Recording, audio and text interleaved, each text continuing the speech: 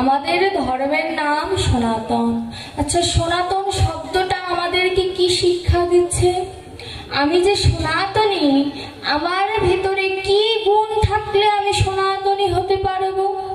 ভাগবত বলছেন সনাতনের শব্দের অর্থের মধ্যে সনাতনের গুণ লুকিয়ে আছে। দন্তে সতে সত্যবাদী, অর্থাৎ যে কোনোদিন মিথ্যা বলতে জানে না সে হচ্ছে সত্যবাদী। অর্থাৎ সনাতন হতে গেলে তাকে সর্বপ্রথম মুখ শুদ্ধি করার প্রয়োজন।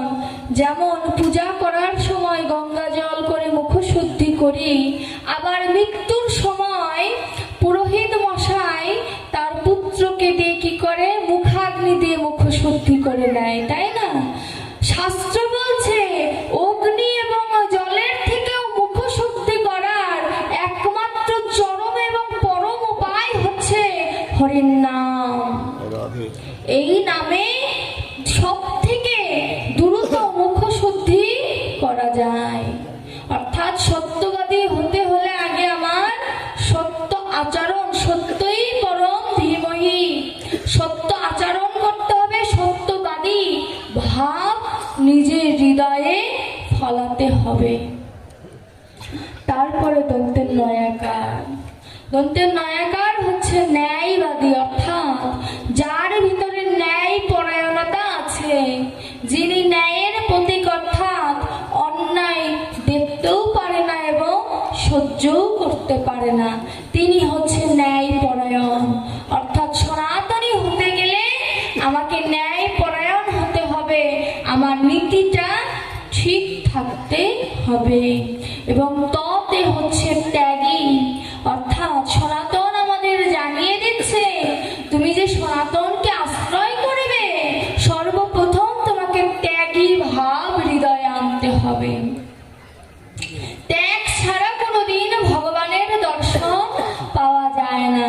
ত্যাগ হলে বৈরাগ্যের উদয় হয়, আর বৈরাগ্যের যদি একবার হৃদয় মাঝে উদয় হয়, ওই যুগল দর্শন তখন এই হৃদয় আকাশে দেখা সম্ভব। এবার শেষের দন্তের নতে হচ্ছে নৈতিকতা। অর্থাৎ নৈতিকতা বলতে বোঝায় আমি পরের ভাগ কখনো মেরে দেব না। আমার ভিতরে যে ন্যায় পরায়ণের যে ধর্ম মতে যে মাঙ্গলিক কর্মগুলো আছে, যেভাবে প্রতিবেশীর সাথে, বাবা মার সাথে, ভাই বোনের সাথে যে আচরণ করার প্রয়োজন, সেই নীতিটা যদি তোমার ঠিক থাকে তবে তুমি সনাতনী। সনাতন বলছে যে তুমি যে সনাতনী বলবে, এই সনাতন শব্দটা তোমাকে মনে করিয়ে দেবে যে তুমি প্রকৃত অর্থে সনাতনী হতে পেরেছো কিনা। হতে পেরেছি? নিজেকে একটু, যেহেতু পরীক্ষিতের আসনে সবাই বসেছি, আমি সবার চরিত্র কেমন জানি না, কিন্তু গোবিন্দ জানে, আর আপনি জানেন আপনি কেমন। একবার প্রশ্ন করে দেখুন তো নিজেকে, যে সত্যিকার অর্থে সনাতনী হতে পেরেছি কিনা। যদি কোনো সাধু গুরু বৈষ্ণবের নিকটে যদি কেন ভক্ত বা অভক্ত যদি একবার চরণাশ্রয় করতে পারে, সেই শুদ্ধ গুরু, সেই শুদ্ধ বৈষ্ণব আপনাকে সনাতনের মাহাত্ম্য জানিয়ে দিয়ে আপনার হৃদয় আকাশে গোবিন্দের চরণের ওই ধূলি কণা দান করবেন। হরি বল।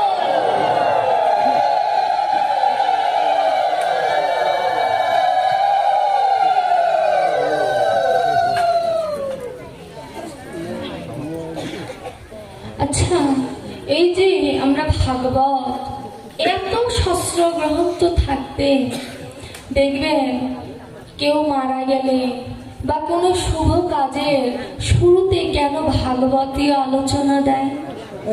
অন্য পুরাণ, মহাভারত, গীতা, কত শাস্ত্র গ্রন্থ আছে। হরিবল। সকলে একটু ধ্যান দিবেন, ধ্যানেই গোবিন্দ মেলে। তো সকল শাস্ত্রগ্রন্থ থাকার পরেও কেন বারে বারে ভাগবত বক্তাকে ডেকে আনে বা ভাগবত গ্রন্থ সবাই শ্রবণ করে? ভাগবত বলছেন আমাকে কেন শ্রবণ করে জানো? কারণ আমার মধ্যে এমন ধন নিহিত আছে যা অন্য কোথাও তুমি পাবে না। ভাগবতকে জিজ্ঞাসা যদি করি তোমার ভিতরে কি ধন আছে, বলবে কুতু কি হতবা, অর্থাৎ চুরি করা ধন আমার ভিতরে গচ্ছিত আছে। চুরি করা ধন কি?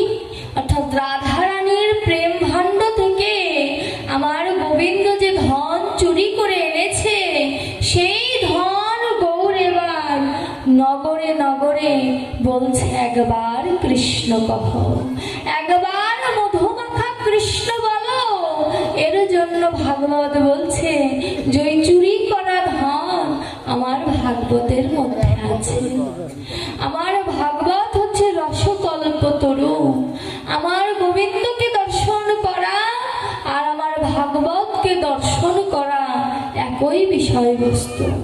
সনাতন গোস্বামী বলছে যে ভাগবতের দ্বাদশ স্কন্ধ অর্থাৎ 12টি স্কন্ধ আমার গোবিন্দের বিগ্রহের সাথে সনাতন গোস্বামী তুলনা দিয়েছেন। বলছে প্রথম এবং দ্বিতীয় স্কন্ধ ভগবানের চরণ, তৃতীয় এবং চতুর্থ স্কন্ধ ভগবানের উরু, পঞ্চম এবং ষষ্ঠ স্কন্ধ ভগবানের পার্শ্বদেশ, সপ্তম এবং অষ্টম স্কন্ধ ভগবানের বাহু, নবম স্কন্ধ ভগবানের হৃদয়, একাদশ স্কন্ধ ভগবানের মস্তক, দ্বাদশ স্কন্ধ ভগবানের কপাল। আচ্ছা বলুন তো কোন স্কন্ধটা বাকি রয়েছে? দশম স্কন্ধ। দশম স্কন্ধটা সনাতন গোস্বামীও যখন বলছে তখন শেষে বলল কেন জানেন? কারণ দ্বাদশ স্কন্ধের মধ্যে দশম স্কন্ধ সর্বাপেক্ষা শ্রেষ্ঠ। কারণ ভগবানের লীলা মাধুর্য দশম স্কন্ধতে সুন্দর করে গচ্ছিত রেখেছে। এর জন্য এই দশম স্কন্ধ বর্তমানে আমার সামনেও আছে। সকল পাঠক বা শ্রোতারা এই দশম স্কন্ধের রস পান করতে চায়। কেন?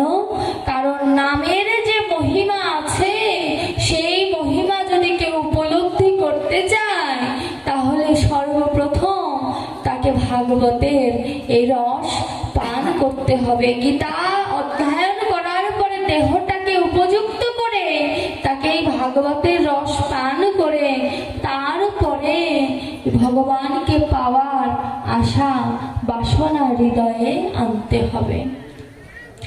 এত যে নামের মহিমা করি, আচ্ছা নামের মহিমাটা কি? নাম শুনলে আমি যে পাগল হব তার নিশ্চয়তা কি? আর আমি নাম শুনলে আমার যে উদ্ধার হবে তার নিশ্চয়তা কি? এবং আমরা শাস্ত্র গ্রন্থে পেয়েছি নামে মাতোয়ারা হয়ে যায়। আচ্ছা কতটা মাতোয়ারা হলে নামের মহিমা উপলব্ধি করা যায়? 3টি প্রশ্ন শাস্ত্রকার নিজে নিজেকে করছে, না হলে তার কলম ধরতে পারে না। এই উদাহরণ দিলে চৈতন্য চরিতামৃতেতে কাকে দিয়ে? শঙ্কর আচার্য এবং সত্যবতী রমণীর কে দিয়ে।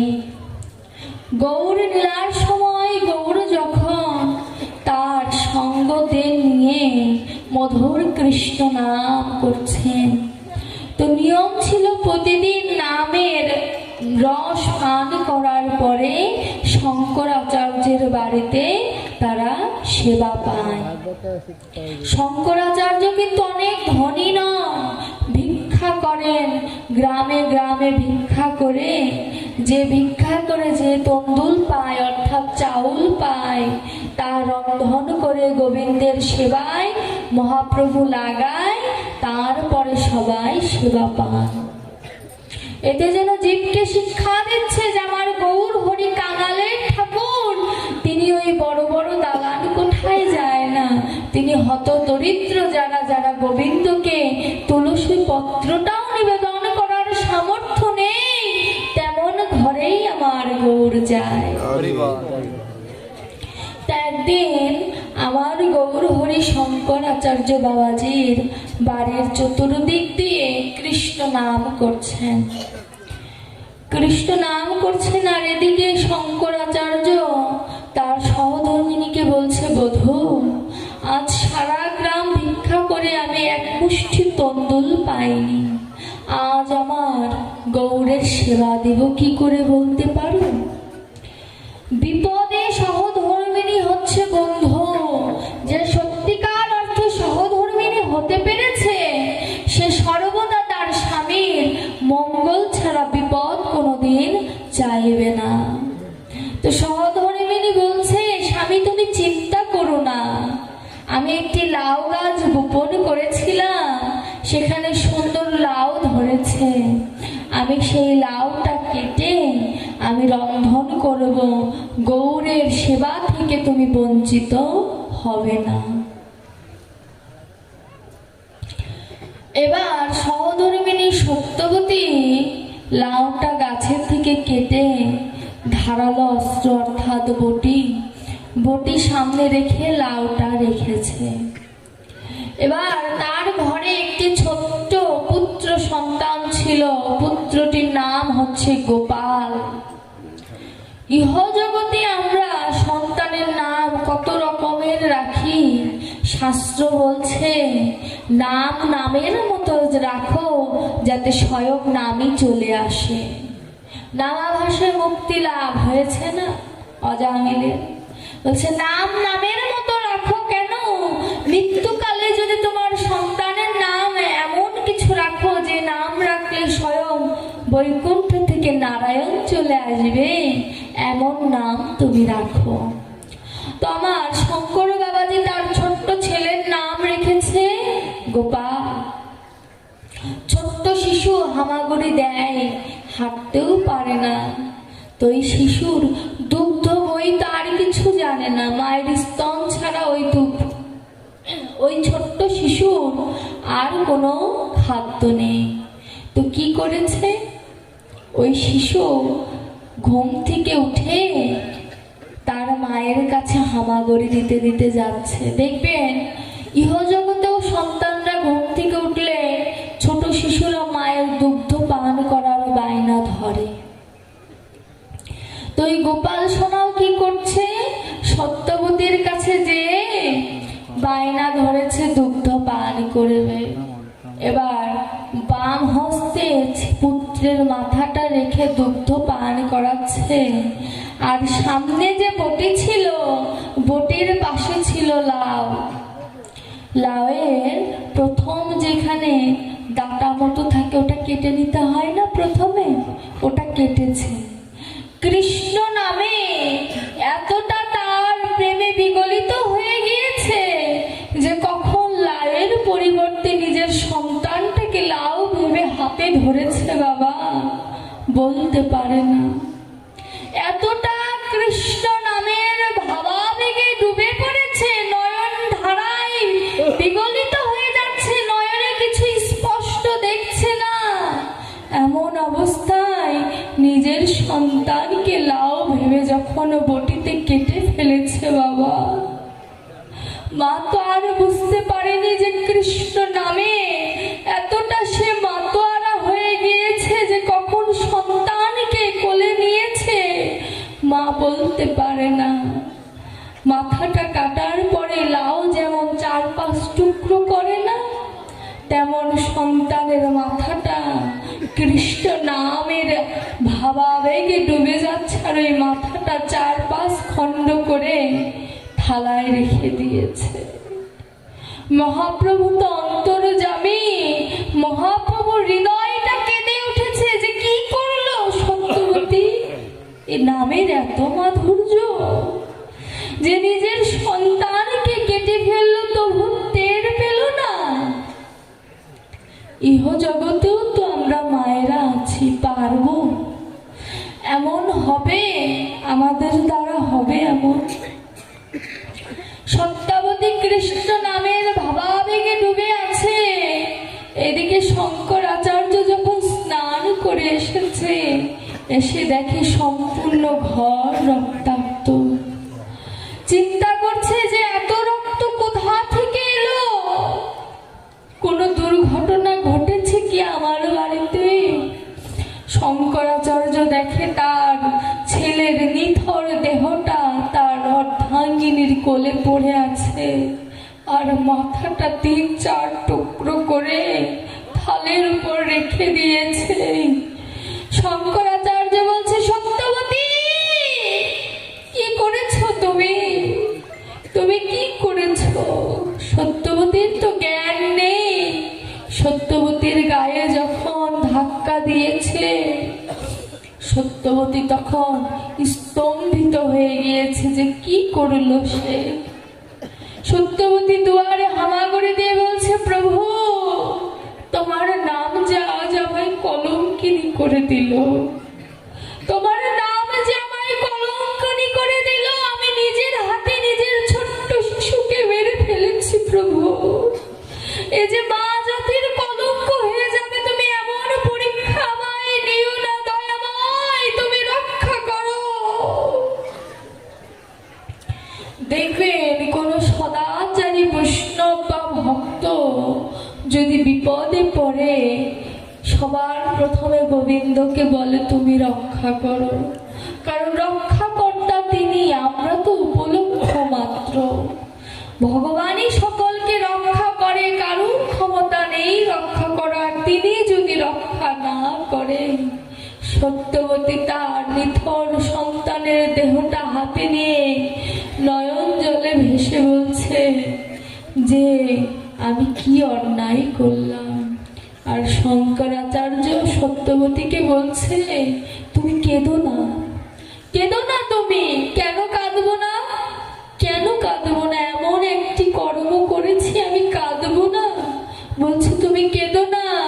যদি আমার গৌর হরি জানে যে আমার ঘরে অসুচ পড়েছে, আমার গৌর হরি আমার ঘরে সেবা নেবে না, আমি সেবাবাদী অপরাধী হয়ে যাব।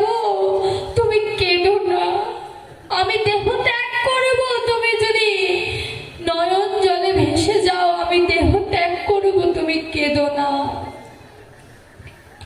তখন মায়ের তার কিছু করার নেই, মা আমার স্তব্ধ হয়ে রইলেন। গৌর হরি ঘরে ঢুকেছে, ঢুকে তো বুঝতে পেরেছে মায়ের মুখটা মলিন হয়ে গিয়েছে। জিজ্ঞাসা করছে সত্যবতী মাকে, মা তোমার কিছু হয়েছে? সত্যবতী মা কিছু বলে না। কেন? স্বামী তাকে আদেশ করেছে তুমি কিছু বলবে না। আবার গৌর হরি বলছে, মা তোমার কিছু হয়েছে? সত্যবতী তখন বলে, আমার মা ডাকবে যে ধন, সেই ধনটা আমার কাছে আর নেই, আমি নিজে হাতে হত্যা করে দিয়েছি প্রভু। আমার গৌর হরির নয়নে জল চলে এসেছে, আর সে নিজের ভিতরের যে কপটতা, অর্থাৎ ভক্তকে পরীক্ষা করার যে কপটতা, সেটা আর লুকিয়ে রাখতে পারলেন না। আমার গৌর হরি বলছে, মা তুমি কাঁদছো কেন? কি হয়েছে আমায় খুলে বলো। তিনি কিন্তু জানেন, তবু ভক্তকে বলছে তুমি আমায় খুলে বলো, কারণ না হলে তো ভক্তের প্রেমটা সে আস্বাদন করতে পারবে না। সত্যবতী বলছে, প্রভু জানো, তুমি যখন আমার বাড়ির চতুর্দিকে কৃষ্ণ নাম করছিলে, ওই কৃষ্ণ নাম শুনে শুনে আমি নয়ন জলে ভেসে ভেসে বলছিলাম যে হে কৃষ্ণ, কবে আমার ওই প্রেম ধন জাগৃত হবে? হে দয়াময়, কবে তুমি আমায় উদ্ধার করবে?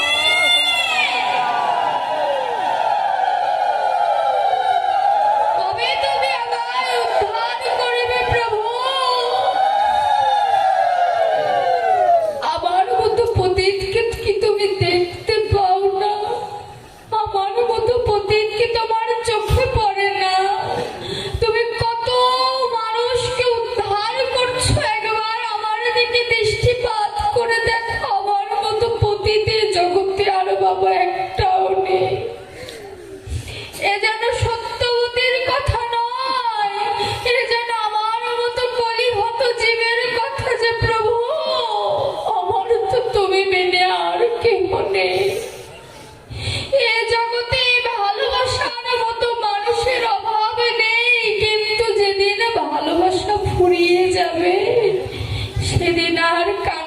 ধুলিরও মূল্য নেই।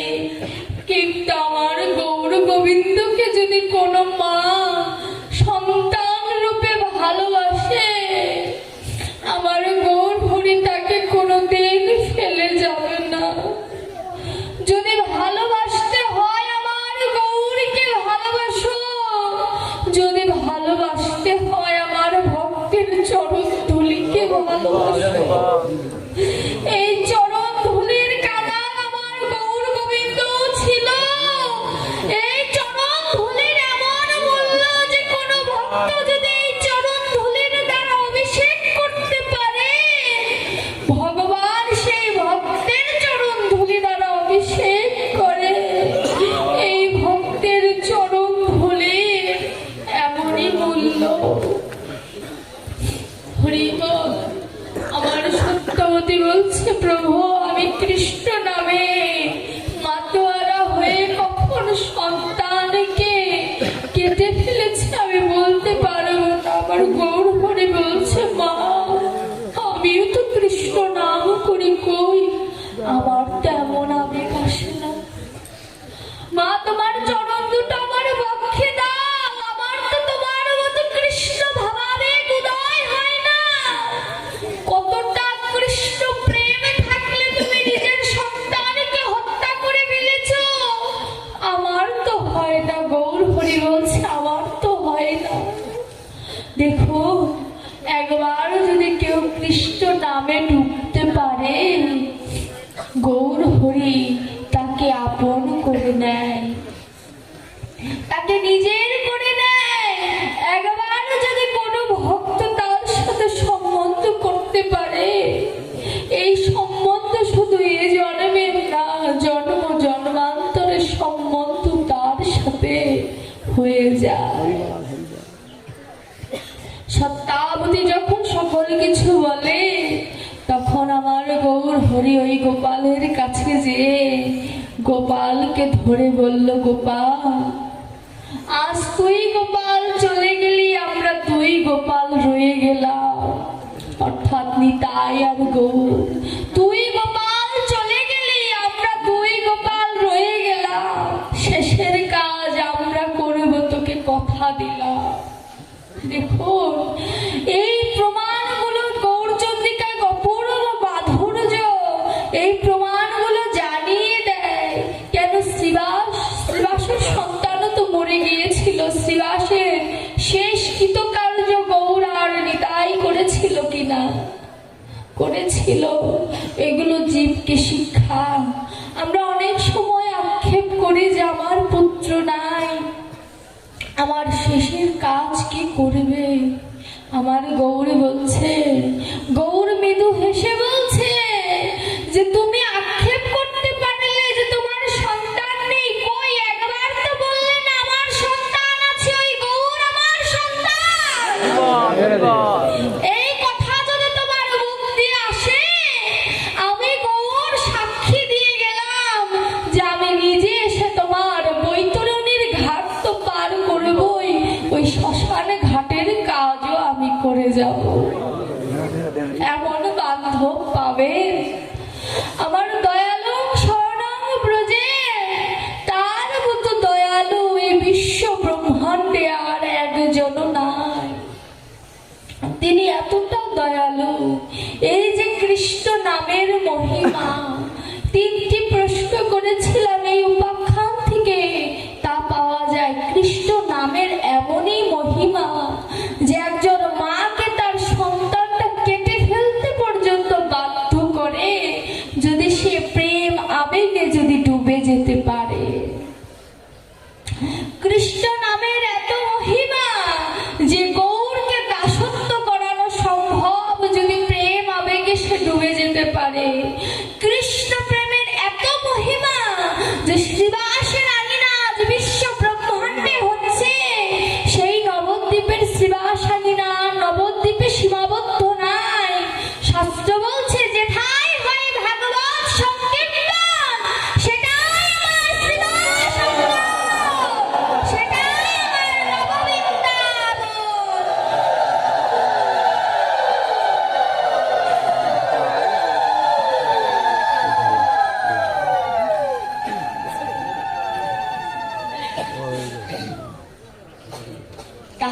শাস্ত্রই বলে দিচ্ছে যে যখন সাধুর বাজার হয়, যখন সাধুরা আসে, যেখানে ভাগবত কথা হয়, সেটা তখন সেই গৃহস্থের আঙিনা থাকে না, সেটা তখন শ্রীবাসের আঙিনা হয়ে যায়, সেটা তখন আমার গোবিন্দের আঙিনা হয়ে যায়। দেখুন আমার গরু গোবিন্দ কত ভালোবাসে আমাদের। এই ভালোবাসার মাধুর্যটা অনুভব করতে গেলে হৃদয়ের প্রয়োজন। এই হৃদয়টা